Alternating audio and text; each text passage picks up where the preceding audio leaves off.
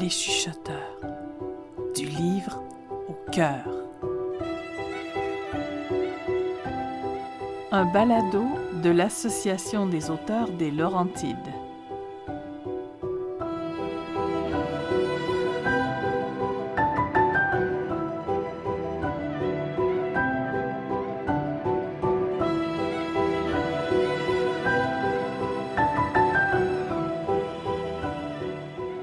Le Roitelet par Jean-François Beauchemin. Un homme vit paisiblement à la campagne avec sa femme Livia, son chien Pablo et le chat Lennon. Pour cet écrivain parvenu à l'aube de la vieillesse, l'essentiel n'est plus tant dans ses actions que dans sa façon d'habiter le monde, et plus précisément dans la nécessité de l'amour. À intervalles réguliers, il reçoit la visite de son frère malheureux, éprouvé par la schizophrénie. Ici se révèlent, avec une indicible pudeur, les moments forts d'une relation fraternelle marquée par la peine, la solitude et l'inquiétude, mais sans cesse raffermie par la tendresse, la sollicitude. Jean-François Beauchemin est écrivain depuis plus de 20 ans. Tous ses livres, dont plusieurs ont été récompensés de prix prestigieux, interrogent l'âme humaine, s'étonnent de la vie, de l'esprit, s'émerveillent de l'activité des sens, s'émeuvent de la beauté du monde. Le Roitelet est son 23e ouvrage. Chapitre 3. Au début, ça ressemblait à de la mélancolie. Puis, c'est devenu plus sérieux, et mon frère a commencé à se comporter bizarrement, comme si sa personnalité peu à peu se disloquait. Ça n'était pas la simple érosion normale que le passage du temps finit toujours par imposer au caractère et aux habitudes. C'était une authentique dislocation, en ce sens que son esprit paraissait séparer les uns des autres ses propres éléments, autrefois bien emboîtés. Un soir que nous rentrions à pied par les petites routes de campagne, une crise s'est manifestée dont je reste profondément imprégné. Un sentiment de lucidité étrange, menaçante, que j'ai appris depuis à identifier, s'est soudainement emparé de lui. Je n'ai plus reconnu pendant les quelques minutes qu'a duré cette scène effrayante le jeune homme que je côtoyais depuis toujours, raisonnablement heureux, confiant en ses possibilités et sûr de ses sentiments. Passant en quelques secondes de l'optimisme le plus vrai à une sorte de neurasthénie prophétique, il a eu cette formule à vous glacer les os. « Je suis de moins en moins réel, c'est atroce !» Un fulgurant éclair de compréhension semblait le traverser. Accablé tout à coup, pleurant presque, il s'est ensuite appuyé sur un arbre et a prononcé ces mots funestes. « J'ai cessé d'être tout à fait dans cette vie. Je sens que s'ouvrent devant moi les portes d'un pays terrible et que j'y suis repoussé comme à la périphérie des choses et du monde. » À ce moment, je me suis dit pour la première fois qu'il ressemblait, avec ses cheveux courts aux vifs reflets mordorés, à ce petit oiseau délicat, le roitelet, dont le dessus de la tête est éclaboussé d'une tache jaune. Oui, c'est ça. Mon frère devenait peu à peu un roitelet, un oiseau fragile dont l'or et la lumière de l'esprit s'échappaient par le haut de la tête. Je me souvenais aussi que le mot roitelet désignait un roi au pouvoir très faible, voire nul, régnant sur un pays sans prestige, un pays de songes et de chimères, pourrait-on dire. Une semaine plus tard, tandis que nous nous amusions à sauter du petit quai aménagé sur la rive de l'étang aux oies, mon frère a éprouvé un bref malaise qui, durant 4 ou 5 secondes, lui a fait perdre conscience. J'ai vu ce corps déjà vigoureux s'enfoncer comme une pierre dans l'eau bleutée. Quelques mouvements de bras ont suffi pour le rejoindre.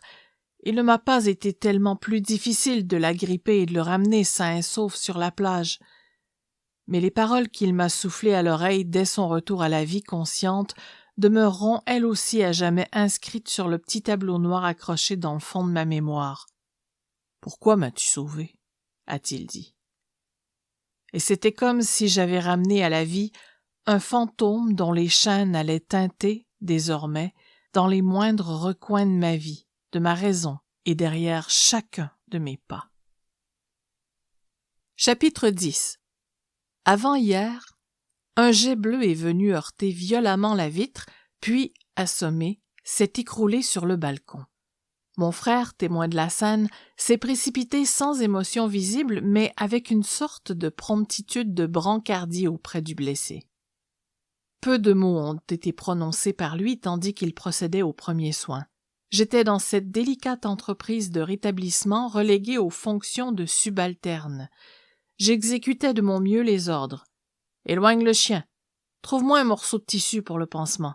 Parle pas trop fort, tu vas l'effrayer. » Une espèce d'attelle improvisée recouvrit bientôt l'épaule disloquée. L'oiseau, entre-temps, avait retrouvé ses esprits et jetait sur nous des regards terrifiés. Je ne sais trop comment le dire, mais j'ai le sentiment que mon frère reconnaissait dans cette épouvante la réalité presque quotidienne de sa propre peur.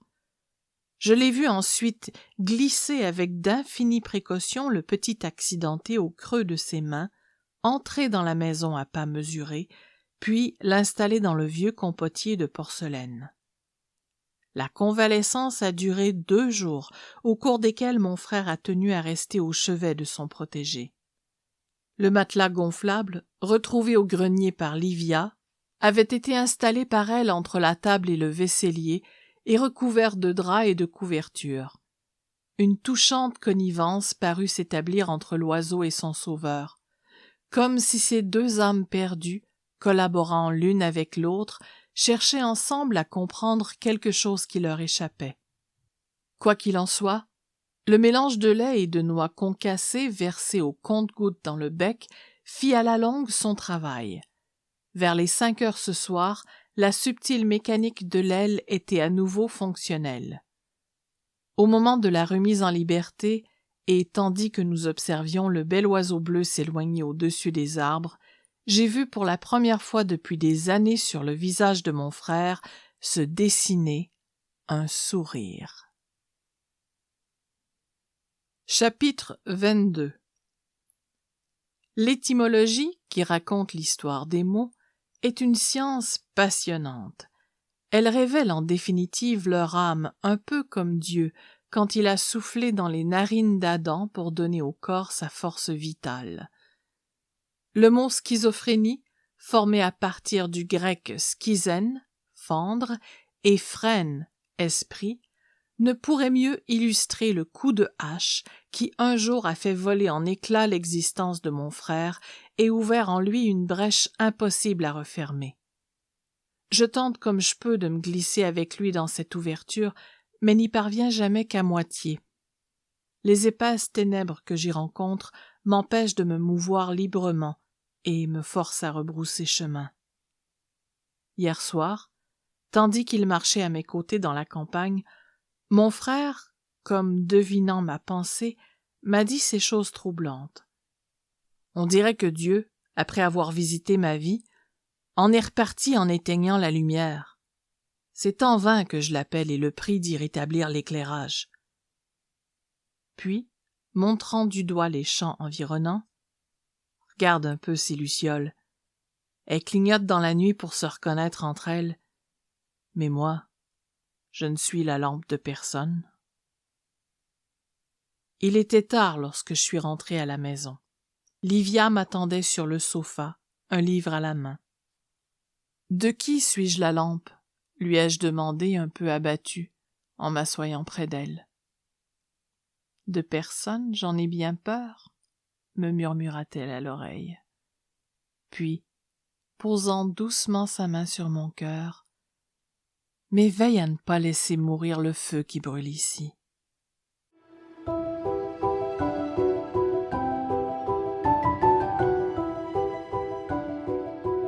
Les chuchoteurs du livre au cœur est un balado de l'Association des auteurs des Laurentides.